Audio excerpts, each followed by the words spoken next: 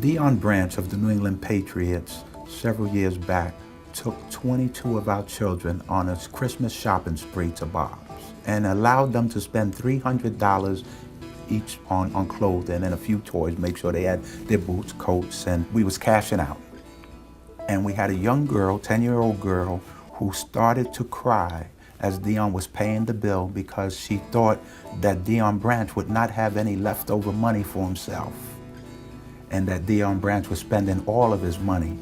And his bill might have been around $6,000. So what it showed was the sensitivity and the heart and the compassion that even a 10-year-old child would have about how people are spending their money on Tannerhill. So the next school year starts July 1st through September 12th. We'll have our 2 inspections during that time. The financial landscape has changed tremendously over the past 2 decades. When I started here in '89, we had one house with 8 boys in it. We were just opening up this house, and which quickly filled up with 8 girls. And we had stacks of referrals.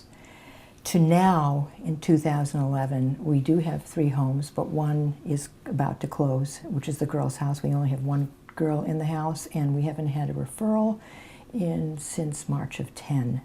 Christmas donations were down. Nobody even called us up to give us Easter baskets for the children. And it's the sign of the times. For the last 4 years, we've been basically flat funded. And this year, we're going to be facing a reduction in the daily rate per child.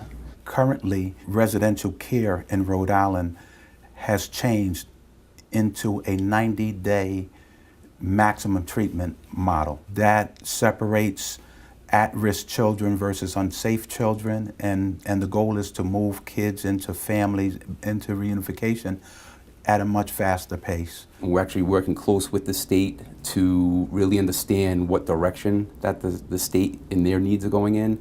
And then we'll take that information back, and Clark will basically take it back and work with his team to see what does that mean for Tannerhill as we stand now versus what we need to do in the future. Charlene, you could give us a DCYF update from that meeting? Currently, there's like 752 kids in placement right now, and the goal is to reduce that number by 300 kids. Things have changed over the past 20 years, and a lot of it is funded from the state and how the state's funding and how their pattern has changed. We have contracts with the state. That's one place we get some funding. We also have to do fundraisers. We need to rely more on the private sector, corporations. Diversified funding is creating as many avenues as we can to find ways for people to support Tannerhill. I think it's important that the leadership of the organization and the executive director and some of the board members, that they're really aware of the curve and ahead of the curve, and so they're adaptable to the changing conditions. It's been a struggle, and and a lot of our employees, I have to call them saints because they've stuck with us through this process. We just recently had a situation in September 9 where we were in a scenario we were about not to be able to make a payroll. We have a line of credit, we've exceeded that, and here we are. When you donate to Tannerhill, you and your money are going towards giving kids a future. You're giving them a shot, you're giving them the resources they need, you're helping them feel like normal children. When they're able to let loose, whether it's playing a basketball game outside with staff, whether it's a planned activity out in the community, or getting that A on a math test, when you see the sparkle in their eyes and you sit for a moment, that's how they should feel.